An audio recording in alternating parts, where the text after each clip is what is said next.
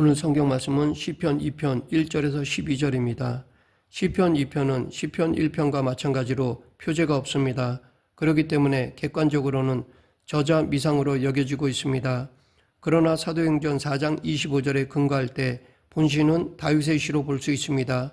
하나님과 그분의 기름 부음 받은 자가 모든 악한 반대 세력들을 무너뜨리고 하나님의 주권 아래 복종시키게 될 것이라는 메시지를 담고 있는 본 시편은 1차적으로는 다윗 왕가의 왕들의 왕권과 정통성을 강조하는 제왕시라고 할 수 있습니다. 실제로 본 시편은 다윗의 위를 계승하는 왕들의 즉위식 때 그들의 왕권이 다윗 언약에 근거한 신적 권위를 지닌다는 사실과 그들이 여호와께로부터 왕권을 위임받은 자로서의 의무를 가지고 있음을 함께 강조하기 위해 백성들 앞에서 낭독되었습니다. 그러나 시편의 모든 제왕시가 다 그러하듯이 본 시편도 궁극적으로는 다윗 왕가의 한 특이한 왕, 곧 다윗의 후손으로 나실 메시아의 영광과 승리 및 그러한 메시아에 대한 모든 인생들의 순종의 당위성을 노래하고 있는 메시아 예언시입니다.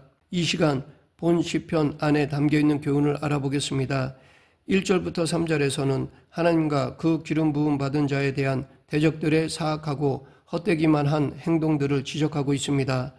1절 어찌하여 이방 나라들이 분노하며 민족들이 헛된 일을 꾸미는가.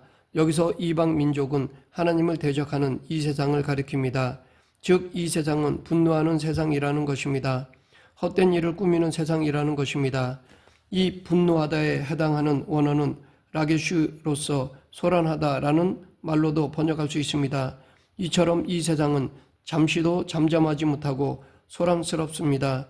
즉 분노하고 헛된 일을 꾸며 소란스러운 곳이 이 세상의 정체인 것입니다. 그러면 이 세상은 이처럼 무언가를 이루기 위해 소란스럽게 움직이고 있음에도 불구하고 왜 헛된 일이 되는 것일까요? 그것은 이 세상의 모든 일은 근원적으로 썩은 것을 위하는 일이기 때문입니다. 이 세상의 모든 것 가운데 영원한 것은 없습니다. 이 세상의 모든 것들은 다 유한한 것들입니다. 이처럼 썩어질 것을 위하여 하는 일들은 결국 헛된 것이 되고 맙니다. 그래서 세상 인생의 마지막은 허무뿐입니다. 2절 3절 세상의 군왕들이 나서며 관원들이 서로 꾀하여 여호와와 그의 기름 부음 받은 자를 대적하며 우리가 그들의 맨 것을 끊고 그의 결박을 벗어버리자 하는도다. 이 구절은 우리로 하여금 예수님을 대적하는 세상을 연상케 합니다. 본 시는 근본적으로 예수 그리스도에 대하여 예언한 시입니다. 서두에서 본 시가 1차적으로는 제왕시이지만 궁극적으로는 메시아 예언시라고 하였습니다. 그러므로 본문은 1차적으로는 이방 민족들이 하나님께서 기름 부어 세우신 왕 다윗과 그의 왕국을 대적하는 것을 나타낸 것입니다. 그러나 궁극적으로는 세상이 메시아 곧 그리스도를 대적할 것을 예언한 것입니다. 예수 그리스도께서 세상에 계실 때 세상의 왕과 관리들은 예수님을 대적하기 위하여 서로 꾀하였습니다. 총독 빌라도, 헤롯 왕, 사내들인의 유대 관원들이 하나가 되었습니다. 평소에 그들은 서로 사이가 안 좋았습니다. 하지만 예수 그리스도를 잡아 죽이기 위하여는 친구가 되었습니다. 그러면 왜 세상은 이처럼 하나님과 그의 기름 부은 자를 대적하는 것입니까? 그것은 이 세상은 근본적으로 하나님을 대적하는 성향이 있기 때문입니다. 즉 세상이 죄로 오염되어 있기 때문입니다. 태초 인간의 타락은 모든 사람들로 하여금 죄성을 가지게 하였고 그로 인해 사람들은 그 마음이 부패하여 선을 싫어하게 되었습니다. 결국 그에 따라 근본 선이신 하나님을 싫어하고 대적하게 된 것입니다. 더욱이 이 세상은 사탄이 공중 권세를 잡고 있기에 세상은 하나님을 대적할 수밖에 없는 것입니다. 4절부터 6절에서는 하나님과 그의 기름 부음 받은 자를 대적하는 악인들의 행동을 하나님께서 결코 용납하지 않으심과 당신이 세우신 왕 곧 메시아의 왕권의 정통성을 거듭 언급하고 있습니다. 4절 하늘에 계신 이가 웃으시며 주께서 그를 비웃으시리로다. 대적자들은 오히려 하나님 보시기에는 가소로울 뿐입니다. 세상은 하나님의 피조물에 불과합니다. 하나님의 피조물에 불과한 존재가 능력이 아무리 뛰어나다고 해도 창조주이시며 전능자이신 하나님을 대적하여 이길 수는 없습니다. 사탄의 능력이 하나님이 지으신 천사들 중에서 가장 출중하다고 해도 사탄은 결코 하나님께 대적하여 이길 수 없습니다. 실제로 세상은 예수 그리스도를 십자가에 못 박아 죽였지만 정작 패한 것은 하나님이 아니라 사탄이요 세상이었습니다. 하나님은 예수 그리스도의 십자가 사건으로 당신이 택한 백성을 죄에서 구속하셨고 예수 그리스도를 다시 부활시키심으로 당신의 승리를 나타내 보이셨습니다. 당신을 대적한 자들의 행위가 얼마나 가소로운 일이었는지 엄중히 보이셨습니다. 이렇게 하나님을 대적하고 반역하는 행위는 다 실패하게 되어 있습니다. 그리고 6절에서 하나님은 내가 나의 왕을 내 거룩한 산 시온에 세웠다 하시리로다 라고 하셨습니다. 여기서 나의 왕은 하나님의 기름 부음 받은 자를 가리킵니다. 1차적으로는 다윗과 다윗 왕가의 왕들을 가리킨다고 할 수 있습니다.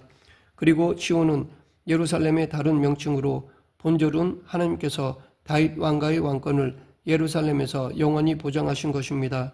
그러나 우리가 알고 있듯이 다윗 왕가의 왕권은 영원하지 못하였습니다. 다윗 왕가의 왕권은 솔로몬 이후 급격히 쇠퇴하기 시작하여 겨우 400여 년을 지속하다가 몰락하고 말았습니다. 그러하기에 우리는 이 말씀을 다윗의 자손으로 나실 예수 그리스도를 영원한 왕으로 세우실 것을 예언한 것으로 보아야 합니다. 성경을 보면 예수 그리스도는 전능하신 왕, 평강의 왕으로 나실 것이 예언되었습니다. 그리고 실제로 예수 그리스도께서는 평강의 왕으로 세상에 오셨습니다. 예수 그리스도께서는 당신이 평강의 왕이심을 보이시기 위하여 예루살렘에 입성하실 때 작은 나귀 새끼를 타셨습니다. 그러나 세상은 이 왕을 영접하지 않았습니다. 세상은 이 왕을 반역하였습니다. 그를 십자가에 못 박아 죽였습니다. 그러나 하나님은 예수 그리스도를 무덤 가운데서 다시 일으키셨습니다. 그래서 예수님이 만왕의 왕이심을 증명하셨습니다. 그리고 예수 그리스도를 지극히 높이셔서 하늘에 있는 자들과 땅에 있는 자들과 땅 아래에 있는 자들로 모든 무릎을 그 이름 앞에 꿇게 하시고 모든 입으로 그를 주라 시인하게 하셨습니다. 이렇게 예수 그리스도의 왕권은 누구도 도전할 수 없는 영원한 왕권입니다. 7절부터 9절에서는 기름 부음 받은 자, 곧 메시아가 하나님의 명령을 인용하는 형식을 빌어 자신의 왕권이 온 우주적이요 어떤 원처라도 능히 굴복시킬 수 있는 절대적인 권세임을 선포하고 있습니다. 7절을 보면 하나님은 기름 부음 받은 자에게 너는 내 아들이라 오늘 내가 너를 낳았도다 라고 하셨습니다. 메시아 곧 그리스도는 하나님의 아들이십니다. 예수 그리스도가 하나님의 아들이시라는 것은 예수님의 공생의 기간 중 하나님께서 친히 증거하신 것이기도 합니다. 또한 예수 그리스도께서도 친히 증거하신 것이기도 합니다. 하나님은 이 예수 그리스도에 대하여 오늘 내가 너를 낳았다 라고 말씀하셨습니다. 여기서 낳았다라는 말은 문자적인 출생을 의미하는 것이 아니라 선택을 의미합니다. 즉 하나님께서 예수 그리스도를 영원한 왕으로 선택하여 세우신 것을 말합니다. 예수 그리스도는 하나님의 선택으로 세움받은 영원한 왕입니다. 하나님은 예수 그리스도를 왕으로 세우시고 그에게 온 세상을 유업으로 주셨습니다. 그러므로 예수 그리스도가 세상의 진정한 주인이십니다. 세상에 많은 왕들과 통치자가 있지만 그 위에는 예수 그리스도가 계십니다. 예수 그리스도는 만왕의 왕이시며 만주의 주이십니다. 따라서 온 세상은 예수 그리스도께 순복해야 합니다. 예수 그리스도를 진정한 왕으로 높이고 그의 말에 복종해야 합니다. 세상의 그 누구의 말보다도 우선적으로 최고의 통치자이신 예수 그리스도께 순복해야 합니다. 만일 예수 그리스도께 순복하지 않으면 철장으로 질그릇 부수듯이 하실 것입니다. 이것은 예수 그리스도를 대적하며 불순종하는 자들의 철저한 파멸을 의미합니다. 예수 그리스도께서 조림하여 오신 것은 죄인들을 죄에서 구속하기 위함이었습니다. 그에 반해 그가 다시 재림하여 오시는 것은 세상을 심판하시기 위함입니다. 그분은 당신의 조림 때에 이루신 구속사역을 믿고 당신을 의지하며 왕으로 섬기는 당신의 백성들에게는 당신의 나라로 인도하여 영원한 복락을 누리게 하실 것입니다. 그러나 당신의 구속사역을 멸시하고 당신을 왕으로 섬기지 않는 자들에 대해서는 철장으로 저희를 깨뜨려 영원한 멸망에 처하게 하실 것입니다. 이것에 대해 요한계시록에 상세하게 기록되어 있습니다.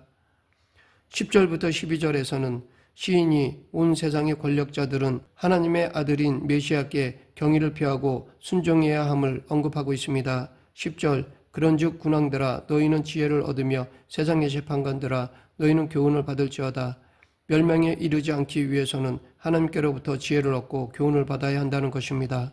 하나님의 말씀 안에는 멸망할 위기에 처한 인생이 살 수 있는 지혜가 담겨 있습니다. 범죄하여 타락한 인생은 구원의 방법을 알 수 없습니다. 구원은 오직 하나님의 방법으로만 가능한데 타락한 인생은 그러한 하나님의 방법을 알 수 없습니다. 그래서 하나님은 인생들이 당신의 구원의 방법을 알 수 있도록 친히 성경을 통해 계시하여 주셨습니다. 사도 요한은 성경의 기록 목적이 생명을 얻게 하는 데 있다고 하였습니다. 그리고 사도 바울은 성경은 능히 너로 하여금 구원에 이르는 지혜가 있게 한다라고 하였습니다. 하나님의 계시의 말씀인 성경만이 멸망할 위기에 처한 인생에게 구원의 길을 제시하여 줍니다. 우리는 성경을 통하여 구원의 길인 예수 그리스도를 발견할 수 있고 그를 믿어 영생을 얻을 수 있습니다. 11절에는 우리가 하나님을 섬김에 있어서 가져야 할 두 가지 태도가 나옵니다. 그것은 떠는 것과 즐거워하는 것입니다. 이 두 가지 태도는 일반적으로 서로 상반되는 태도로 여겨집니다. 그러하기에 떨면서 즐거워한다라는 것은 모순되어 보입니다. 하지만 여호와를 경외하는 자에게는 이 두 가지 태도가 동반되어 나타나게 되어 있습니다. 하나님은 만물을 만드신 창조주이시며 자기의 뜻대로 모든 것을 행하시는 분이십니다. 그러므로 하나님에 대하여 경건한 두려움을 가지는 것은 당연합니다. 그리고 이처럼 하나님을 두려워하는 마음을 가질 때에만 하나님을 섬길 수 있습니다. 그러나 동시에 하나님은 사랑의 주이십니다. 그래서 당신을 경외하는 사람에게는 그의 길을 가르치시고 놀라운 은혜를 베풀어 주십니다. 또한 당신을 두려워하여 당신의 말씀에 순복하는 자에게는 긍휼을 대대에 베푸시는 분이십니다. 그러므로 하나님을 즐거워하는 것은 당연합니다. 하나님은 우리 인생이 당신 안에서 즐거움을 누리기를 원하십니다. 그리고 그의 아들에게 입맞추어야 합니다. 즉 예수 그리스도를 왕으로 인정하고 영접하며 사랑하고 그에게 전적으로 충성하고 복종해야 합니다. 이것이 곧 하나님을 경외하는 구체적인 방법입니다. 말씀을 맺겠습니다. 지금은 하나님의 진노가 임박한 때입니다. 하나님이 세우신 왕 예수 그리스도에게 입맞추지 아니하는 자는 하나님의 진노의 심판을 피하지 못합니다. 다 철장으로 깨뜨림을 당하듯이 멸망에 이르게 됩니다. 그러나 예수 그리스도를 왕으로 믿고 사랑하며 충성과 복종으로 섬기는 자는 하나님의 나라의 백성으로서 영원히 살게 됩니다. 우리 모두 믿음을 지키며 임박한 하나님의 진노를 전하는 성도가 되길 간절히 축원합니다. 기도하겠습니다. 생사화복을 주관하신 하나님 아버지, 마지막 심판을 늘 기억하며 오늘을 순종으로 살아가는 성도가 되게 하여 주시옵소서. 예수님 이름으로 기도드립니다. 아멘.